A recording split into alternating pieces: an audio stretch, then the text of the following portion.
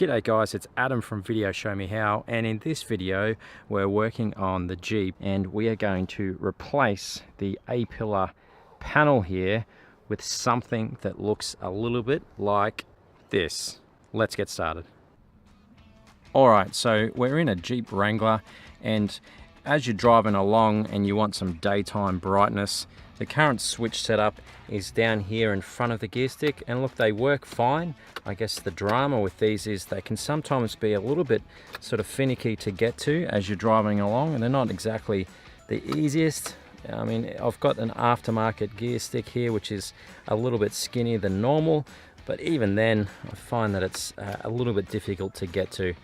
So as an alternative on the A-pillar here, this is a common install as well. You can get a panel which allows you to replace this guy with something that allows you to put the switches in here. And that's what this panel here is. So as you can see, this is designed to be a direct fit for the replacement section here, and it sort of sits in directly there, so it does sit nice and flush. Alright, so we need to remove the sun visor first, and you can see here we have two torque bits here. They are a T20, which should look a little bit like this. So grab your piece and start undoing these guys.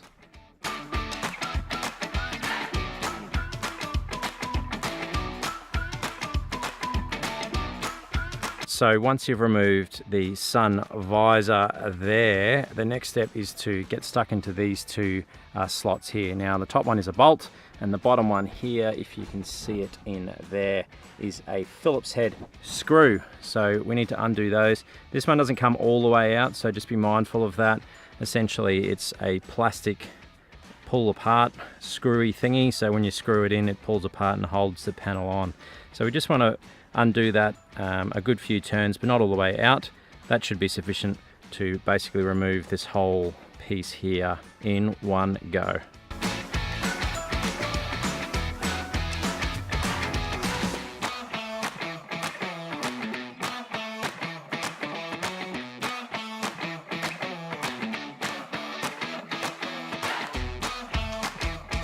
So as you can see here, this is the, I guess, the mechanism behind that. So it's one of those little screw and force apart jobs. So as you undo the screw, which I've now just forced back in there, it pushes this part apart, and that's what jams in here when you are going to put it all back together. So it's really important that we keep these parts because we need to reuse these on the new panel. So we need to reuse this guy here, so be careful with that, and also this Christmas tree white component, so you can just pull that out of its little slot.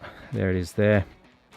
So we want to use that as well, so be careful not to break any of those. So once we've removed the top section here, you can see in here actually, here's the join for where the window can actually go down.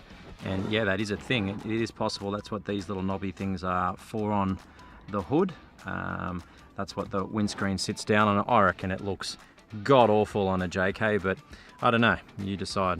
Regardless, once we've got that part off, we're on essentially the home stretch, because this is the part we're replacing, and it's super easy to come off. It's literally just these couple of clips down the bottom here that we are going to reuse, so make sure you don't damage these as well. We want to remove this guy, and we also want to remove the other guy there. So use your flathead screwdriver to remove these, and make sure you retain them. So removing these clips is pretty straightforward, but you'll see that in here they have these little crazy ass vampire type clips, so if you're pulling it too much on one side, they dig in.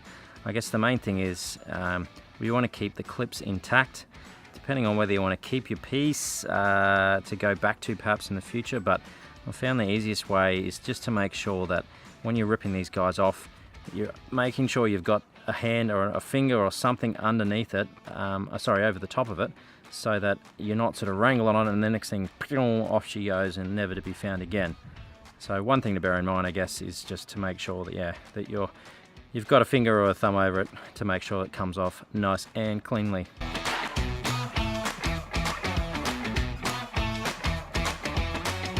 There we go. So that's that one. So as you can see there, it's got these other little clips that just absolutely dig in, and they are an absolute pain. So the main thing is that you try and keep it as intact as possible. And there's our second one there, which is pretty mangled, but that's all right. We just sort of jam them in there and flatten those little pieces out, and then we want to reuse these on our new piece. So as you can see, this looks pretty similar to the other one. It's got exactly the same clips in here, exactly the same locating little stud there. So it's just a matter of when you have your reused clips, you want to just sort of jam them on to the existing pieces just like that. And if you have mangled the inside of these guys a smidge, you'll find that it generally flattens out when you do push it in, just like that. So you want to get both of these guys in here, and then once they are in there nicely, you're ready to go to essentially install him into its new home. Alright, so once you've got your clips installed, the next step is really working out where you want your switches, and I guess how many you want as well. So you've got space for 4, obviously. You can get these with pre-installed switches. I much prefer the Carling style switches that have actual descriptions and what have you, what it is, because I think it's just a colored type switch that comes on here, but there's no description. So you can get these everywhere online, and they're pretty easy to come by and fairly cheap, and you can customize what you want. So now I've got a bunch of these, but just for demonstrations purposes, I'm just going to install one of them so you see what it looks like, because I do need to do the rest of the wiring in the Jeep. So the keys to this is to really make sure that you don't cut the opening too big. It's best to go smaller first and then just shave it apart so that you can make sure this is a really tight fit. Worst case scenario is you have this thing and it's sort of jiggling around in there. Obviously this is a one-trick show, you can't go back, so make sure smaller first and then just carve it out until you get to a size that you're comfortable with. You can see here that there's a good couple of mil channel here, and that's what you want to cut into along the outside. Make sure you go on the inside as close to the center as you can, so that way you've got some wiggle room, and also you're making sure that your switch is a nice tight fit in there. To do this, we want to make sure you get a decent cutting knife with a nice blade on there as close to new as you can get, and then it's a matter of cutting it out. A top tip that's recommended as well if you're having troubles cutting through this is actually to heat the blade itself, because you might find that when you're cutting through plastic, if you've got a really hot blade, it will go through like butter. Now it looks like we're in. So there we go. So we've got plenty of room in the back here for our actual wiring, which is an absolute bonus. And then we can just clip our actual switch back on, and there we go. How awesome is that? So it's nice and tight. We're not getting any movement there at all, so that is absolutely perfect. Now you go ahead and install the rest of your switches as required, and then we are good to go to install the wiring in the Jeep itself and reinstall the part. So we're back in the Jeep. We've got our switch panel. I've decided to go thumb on this side for turning it on and turning it off. Up to you, personal preference. But we'd have our wiring ready to go and coming up through here. Now, like I said, I'm waiting on another couple of switches, so I haven't pulled that back through from my other switch panel down here as yet. That's a job to come. But in the meantime, reinstalling the panel is as simple as you've got your couple of clips here and your locating stud there. They essentially just go straight back into, there's our hole for the locating stud, a couple of clip panels there. So it's a matter of just lining it up and clipping it in.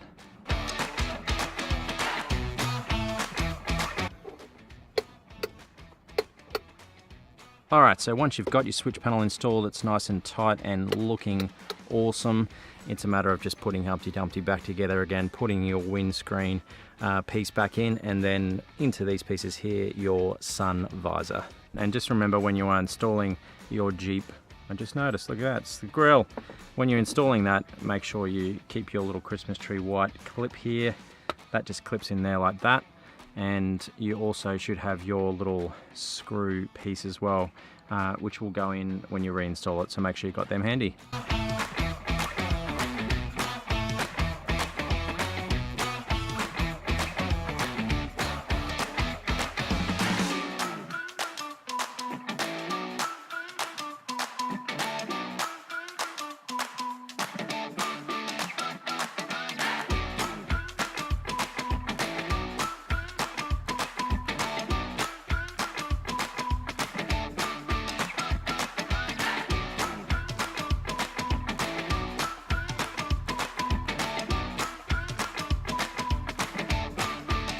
We are all done. We have our sun visor, if you can call it that in a Jeep, that's reinstalled.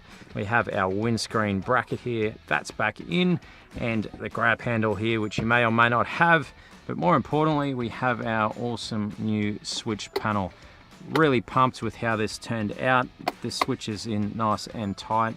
And for me, with this install, it's just a matter of getting our last two switches here and relocating them. They're going to go there and there, and I have another switch on the way, which is a dual USB charger. Now that's going to be awesome because over this side I have my RAM mount where I normally mount my phone to run mapping or what have you, and I'll easily be able to get a nice little short cable to run there to charge that with some nice 2 amp goodness. So that's it for this video, guys, of the install of the Jeep JK A-pillar switch panel. I hope you enjoyed, and I will see you in the next video. Hey guys, thanks for watching. I hope you enjoyed the video. Click here if you want to subscribe to the channel. You'll find lots of other videos showing you through how to do all sorts of stuff, just like this one and also this one. Other than that, I hope you have a great day. Remember to hit the subscribe button. It really helps support the channel, and I'll see you next time.